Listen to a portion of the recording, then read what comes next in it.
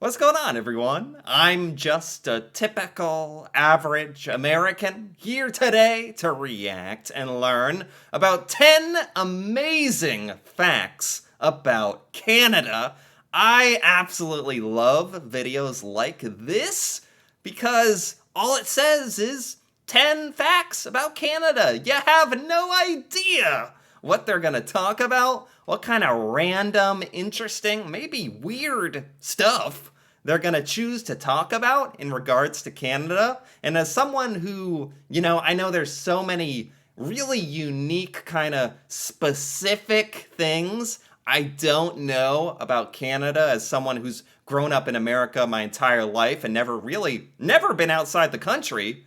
This is the kind of video that gets me excited because it's 10 facts that I have no idea what they're going to be. So with that in mind, let's take a look. Cuddle up comfortably on your Chesterfield and enjoy a nice hot double-double. This is another thing. I didn't know this video is going to be like this, a little like cheesy, where they immediately start busting out the Canadian slang to let you know that they know some stuff about Canada. Cuddle up on your Chesterfield and your double-double. All right, you got my attention. Because today we're in the Great White North. Take Okay. this journey with us as we explore 10 fascinating facts about Canada. About. They whipped out the about as well. Okay, this ought to be good. This video has like 600,000 views, by the way. This particular video on Canadian facts. So a lot of Americans and other people are getting their cool facts from this video. So it's probably influenced a lot of people. I'm interested in what they came up with here. Number 10, Canadian attractions. Okay. Being the second largest country in the world by area, there's Right. bound to be places for tourists to enjoy, eh? Wow, and oh my God, did the narrator just say A? That's good. That's good. Okay. He's just trying to bring up as many like Canadian tropes as possible. Anyway, that aside, this is a good one. This is the one I'm always talking about, is that Americans in particular do not realize how many cool attractions, heck, even just geographical attractions like mountains, waterfalls, national parks, and historical attractions there are. But I'll let him continue. I'm just getting a little excited because I totally agree with this one. One of Canada's greatest attractions is not a man-made structure, but rather a waterfall that it shares with the United States. The 50-meter or 167-foot high Niagara Falls is visible in Ontario and New York. Right, man, the fact that Niagara Falls was shared between Canada and America, I'm a little embarrassed to say, but whatever. I did not know that until like very recently. My entire life. I don't know why the heck that is. Why didn't I know Niagara Falls was also in Canada? I don't get it. Why don't we talk about this here? Anyway, I bring it back down to earth and continue the amazing facts. And curious visitors can get up close and personal with boating tours that Yeah. skirt the fall's wall of mist. Yeah. Enjoying Canada's natural beauty means visiting locations like the Canadian Rockies. I always get a little nervous with the ferry going into the depths of the Niagara Falls here, and you're believe it or not, you're paying for the privilege of Niagara Falls smacking you in the face with water. But I don't know, it's a once in a lifetime opportunity. Its natural beauty means visiting locations like the Canadian Rockies, Banff Right. National Park, Banff National Park, yes. and Glacier National Park. Glacier National Park. This I have not heard of. Glacier National Park. These are some pretty insane mountains, I gotta say. This is the type of image where if you showed this picture to most Americans, they wouldn't be able to tell you you're in Canada. I don't think they would ever imagine that, which is kind of sad in a way.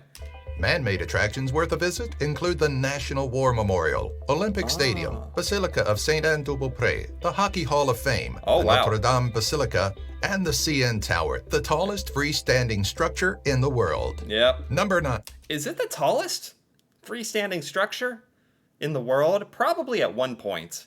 I don't think it's the tallest in the world right now, is it? I kind of want to know. CN Tower, tallest building rank? What is it? Third tallest tower. Gosh, still very, very good. 9. Canadian cuisine. Ah. If you love potatoes slathered in gravy and served with cheese curds, Canada may be just the culinary dream for you. Yeah. Oh my gosh. The poutine. Another thing that kind of boggles my mind. Just like the amazing places you could visit in Canada that Americans don't really realize, like Canada could be a vacation destination. Some Americans realize, but I feel like a lot don't. And the poutine sounds like something Americans would like. Almost sounds a bit American, like gravy, French fries. The cheese curds are, I don't know if Americans are quite fancy enough to have come up with the cheese curds part, but the whole idea of poutine, like, seems like Americans would love it. I don't really get why we don't have it much. Poutine originated in Quebec in the 1950s, combining the fine flavors of French fries, gravy, cheese, and sometimes foie gras or a donut. Don't enjoy gravy. Donut? Foie gras? What does foie gras mean? Does that mean donut? Sometimes you put donuts in your poutine? Is that true? That should be... I feel like that wasn't the amazing fact they were trying to bring up, but that's the one that's going to stick with me. Donuts in the poutine. Your fried food? Well, you can thank Canada's large Polish population for an abundance of pierogies, or just smother everything you eat in maple syrup. Canadians are also known for chowing down on salmon jerky, ketchup potato chips, Nanaimo bars, Jig's dinner, Salmon jerky? bannock, pemmican, and Bannock. Oh man, there's a lot of stuff here. Some of these Canadian delicacies, Canadian staples, I have heard of, but there's quite a few here that I have not. I'm very pleased to say. What is this? This stew? Jig's dinner, Jig's dinner. bannock, pemmican, and garlic fingers. Garlic fingers. Sounds good to me. And if you need a fine beverage to wash your meal down with, try a sourdough cocktail, a drink as vile as it sounds. Sourdough cocktail. I thought he was gonna like sell me on it, but the narrator is just like, nah, it's the most vile thing you've ever drank. Like, maybe that gets people's attention in a different way. A Dawson City tradition, the cocktail combines hard liquor with a real severed human toe. Yum. Number 8. Canada, you got some explaining to do. Why does that look like a pepper or something? This is not the direction I thought we were going. What is this? I'm not letting that slide. I'm not letting it just go on to the next one. Well, what? Severed human toe? Ale combines hard liquor with a real severed human toe. Why is she holding that? Like, this woman's acting like she's about to drink that. Oh boy. Okay, I mean, this was the top 10 amazing facts. It's like, is maybe top 10 disturbing? No, this has been the only disturbing one thus far, and, you know, kind of like it. It's kind of entertaining, but severed toe. Yum. Number 8. Famous people of Canada. Okay. What do William Shatner, Ryan Reynolds, Michael J. Fox, Jim Carrey... William Shatner. I know some of these again, but some of these I don't. William Shatner, Jim Carrey, Celine Dion, John Candy, and Donald Sutherland having... Donald Sutherland. I think he's in the Hunger Games. I actually didn't know his name, but he's Canadian. Go figure. common? They're all Canadian, as is explorer Louis Joliet, entrepreneur Elizabeth Arden, poet, novelist, and environmentalist Margaret Atwood. Margaret Atwood. I've heard that name. I've at least heard that name. As an author, I think? Didn't know that she was Canadian. Oh, what's this? Oh, I'm getting a pop-up. Get out of here, you pop-up. Okay, here we go. And coffee connoisseur Tim Horton. Tim Horton, yes. Wayne Gretzky, poet E.J. Pratt, and late professional wrestler Chris Benoit. On YouTube, be sure to check out Canadian-based channels such as Matthew Santoro, Watch Mojo, Vanis Gaming, ASAP Science, and Superwoman. The list goes on. Oh, they're even talking about Canadian YouTubers. That's cool. I watch a lot of Canadian YouTubers that are fantastic. In fact, there are so many notable Canadian actors, singers, and athletes, this may be easier. Oh, there you go. Number 7.